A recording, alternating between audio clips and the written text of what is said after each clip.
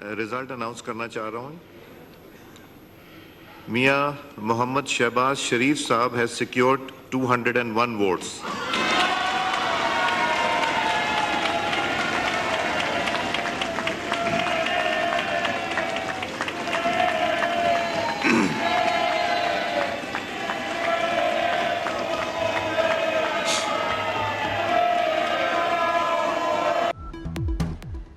मियां शहबाज शरीफ दूसरी बार वज़ीर-ए-आज़म पाकिस्तान मुंतखब। कौमी असम्बली में 201 वोट हासिल किए। मदे मुकाबले सुन्नी इत्तेहाद कौंसिल के उमर अयूब 92 वोट हासिल कर सके। शहबाज शरीफ को पीपल्स पार्टी और इत्तेहादी जमातों ने वोट दिए। महमूद खानचकजई ने उमर अयूब को वोट दिया। JUI के अरकान ने बायकॉट किया। अख्तर मेंगल ऐवान में मौजूद रहे, किसी को वोट नहीं दिया। स्पीकर ने गिनती मुकम्मल होने पर शहबाज शरीफ के मुंतखब होने का ऐलान किया। कामयाबी का नोटिफिकेशन भी जारी।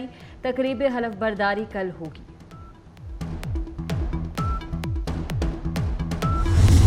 खुदा के फजलो कर्म से इस मुल्क की कश्ती को मंझधार से निकाल कर किनारे ले जाएंगे। इंशाअल्लाह हम इस हमालिया नुमा चैलेंजेस को मिलकर इंशाअल्लाह इसको अबूर करेंगे और पाकिस्तान को उसका सही मकाम दिलवाएंगे।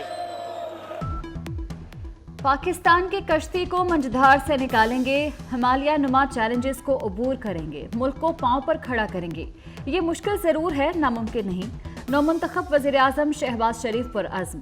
मिसाके मईशत और मिसाके मफाहमत की दावत। कहा चैलेंजेस कांटे की तरह पूरी कौम को चुभ रहे हैं। 1 साल में समरात आना शुरू होंगे। दहशत गर्दी को जड़ से उखाड़ फेंकेंगे। धांधली की शिकायत के लिए आईनी और कानूनी फोरम हैं। IMF को खत लिखने की क्या जरूरत थी। अमेरिका से ताल्लुकात ठीक और पड़ोसियों से बराबरी पर ताल्लुकात होंगे। खारजा पॉलिसी में किसी ग्रेट गेम का हिस्सा न बनने और CPEC को आगे बढ़ाने का ऐलान।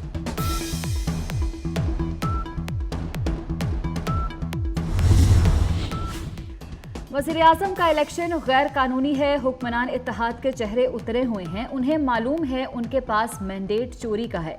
वज़ीर-ए-आज़म का इंतखाब हारने वाले उमर अयूब का कौमी असम्बली में इज़हार ख्याल। कहा MQM के लोग भी फार्म 47 की पैदावार है। फार्म 45 के MNAs आते तो हमारी तादाद 180 होती। तहरीक इंसाफ से इंतखाबी निशान छीना गया। उमर अयूब ने सानहा 9 मई की अदालती इंक्वायरी और सियासी कैदियों की रिहाई का मुतालबा कर दिया।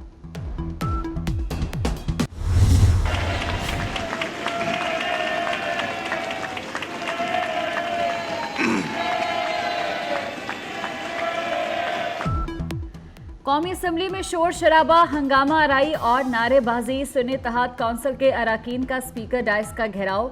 नून लीग अरकान ने जवाब में घड़ियां लहराकर चोर चोर के नारे लगाए। नौमुंतखब वज़ीर-ए-आज़म की तकरीर के दौरान ऐवान मछली बाजार बना रहा। शहबाज शरीफ को शोर से बचने के लिए हेडफोन लगाना पड़ा। तमाम बड़े रहनुमाओं ने हेडफोन लगाकर खिताब सुना। लीग अरकान ने शहबाज शरीफ को अपने हिसार में लिए रखा। अपोजिशन अरकान ने एजेंडे की कॉपी फाड़ दी।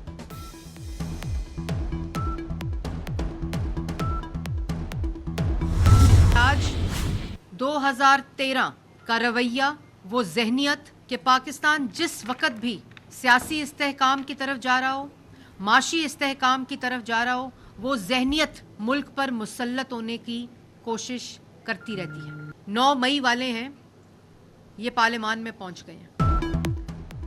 आज भी 2013 वाला रवैया और जहनियत देखी। 9 मई वालों ने पार्लियामेंट के अंदर से पार्लियामेंट पर हमला किया।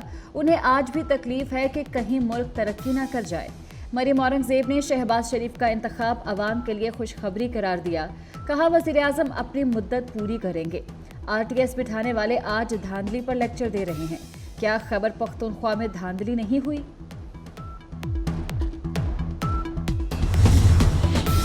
चीनी क़यादत के शहबाज शरीफ को वज़ीर-ए-आज़म बनने पर मुबारकबाद। चीनी सदर और वज़ीर-ए-आज़म का शहबाज शरीफ के लिए ख्वाहिशात का इज़हार।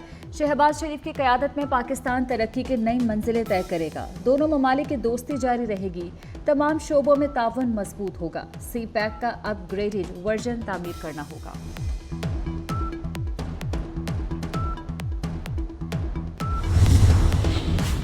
मौजूदा पार्लियामेंट अवाम की नुमाइंदा नहीं, धांधली की पैदावार है। मौलाना फजलुर रहमान के कराची में न्यूज़ कॉन्फ्रेंस।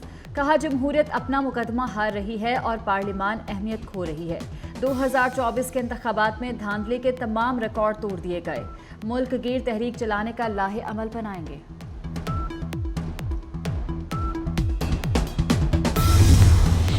सदर मुमलिकत के इंतखाब के लिए पार्लियामेंट का मुश्तरका इजलास तलब। अरकान 9 मार्च सुबह 10 बजे पार्लियामेंट हाउस में नए सदर को मुंतखब करने के लिए जमा होंगे।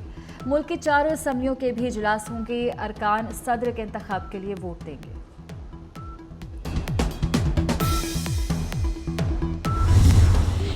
गवादर और वहाँ पर जो हमारे अर्बन फ्लड का एरिया था उसको हमने विज़िट किया और वहाँ पर लोगों से मुलाकातें की और चीफ सेक्रेटरी साहब को हमने वहाँ पर छोड़ा है। इंशाल्लाह ताला कल तक जितने भी एरियाज़ में पानी रुका हुआ है वो जो है कल तक गवादर में वो खाली हो जाएगा इंशाल्लाह और लोग दोबारा रिहेबिलिटेट होना शुरू हो जाएंगे।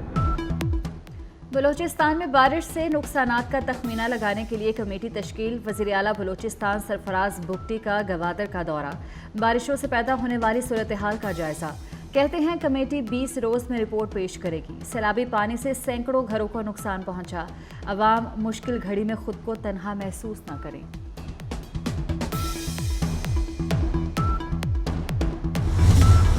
बारिश से मुतासरा गवादर में पाक फौज का रिलीफ एंड रेस्क्यू ऑपरेशन। कई इलाकों से नकासियाब का काम मुकम्मल।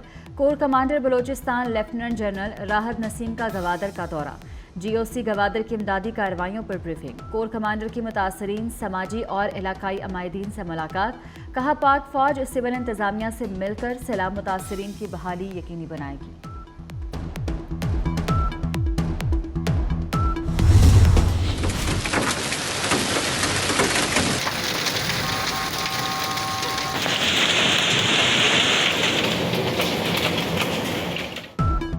मुल्क में शदीद बारिशों के एक और स्पेल की वार्निंग। 5 से 7 मार्च तक बारिशों का इम्कान।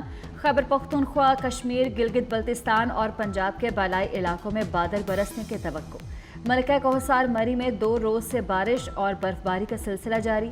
पहाड़ों ने भी सफ़ेद चादर ओढ़ ली। चलास और अपर दीर में बर्फबारी के बाद राब्ता सड़कें बंद। शाहराह कराकरम पर कई मकामात पर ट्रैफिक रोक दी गई। खैबर पख्तूनख्वा में तूफानी बारिशों से तबाहकारियां। बारिशों के हालिया स्पेल और लैंडस्लाइडिंग में जाँ बहक अफराद की तादाद 21 हो गई, 37 जख्मी। PTMA के मुताबिक 97 घरों को जुज़वी, 30 को मुकम्मल नुकसान पहुंचा। खैबर में बारिश के बाइस बोसीदा मकान की छत गिर गई। एक ही खानदान के 6 अफराद मलबे तले दब कर जाँ बहक। मरने वालों में 4 बच्चे और 2 खवातीन शामिल।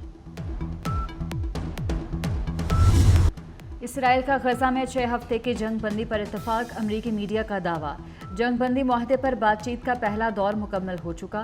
हतमी फैसला दूसरे मरहले में होगा। बाइडेन इंतजामिया के सीनियर एहलकार का कहना है जंग बंदी में पायदार अमन का क़याम के लिए काम किया जाएगा। यरगमालियों की रिहाई और मैसूर साहली इलाकों में इमदाद की फराहमी को मुमकिन बनाया जाएगा।